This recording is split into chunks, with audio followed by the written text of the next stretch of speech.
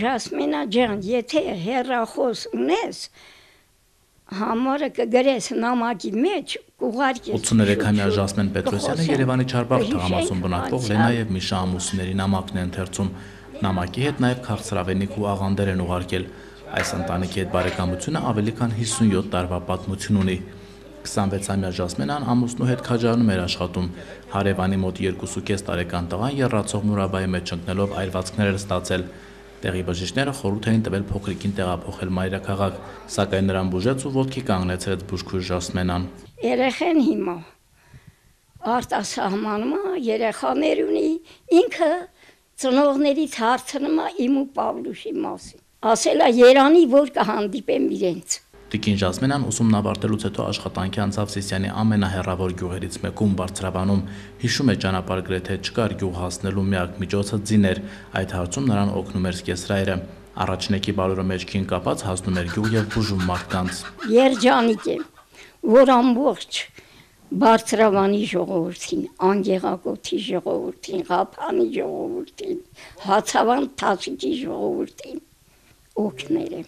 Շատ բախտավոր եմ զգում։ Փոքրամարմին բուժքրոջը ամեն հարցում աջակցել է արդեն 60 տարվա ամուսինը։ Հարևան գյուղի հիվանդին դարման անելու համար Պավլուշ պապը շատ հաճախ գործի է դրել իր սեփական մեքենան։ Տեսախցիկի առաջ Ժասմենա Պետրոսյանն անկեղծանում է։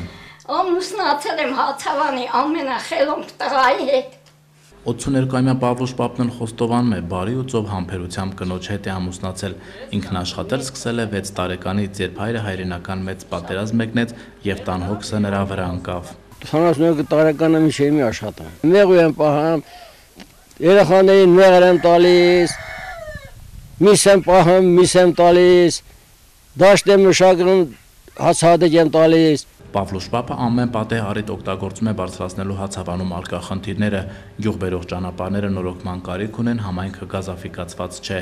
1999 թվականին, երբ Պավլուշ Պետրոսյանը գյուղապետի տեղակալ էր աշխատում, Ղափան է տարել գազաֆիկացման փաստաթղթերը։ Խոստացել են կապույտ վառելիքը Հացավան կհասնի 2001 թվականին։ Անցել է 11-12 տարի, ոչ մի բան չի արվել։ Մենակ մեր պահանջը է նա 2 կոպեկ փող ենք աշխատել, թողել դրամար կղել, որ այսօրվա այս տարեքից, որ այդ գումարը ես ծախսեմ, բայց մինչև այսօր այդ գումարը չեն տալիս։ Տարեց ամուսինները կով հավ են պահում, թոշակ ստանում, աջակցում 4 աղջիկների ընտանիքներին։ Ժասմեն եւ Պավլուշ ամուսինները իրենց կյանքի ամենամեծ ձեռքբերումը ժողովրդի անկեղծ գնահատականն են համարում։ Կարող է շերվա ժամ 3-ին մեր դուրսեց է։ Ժամանակալն ցավազրկով սրտային միջոց ինչ-որ մի բան։ Եթե շատ ծանր ռայոնի հարց է, խորհուրդ եմ տալիս ու ուղարկում եմ։ Շատ հիմա էլ եմ պետք ժողովրդին։ Արմեն Ավագիմյան, Մանվել Հովսեփյան, Սիսիանից լրաբերի համար։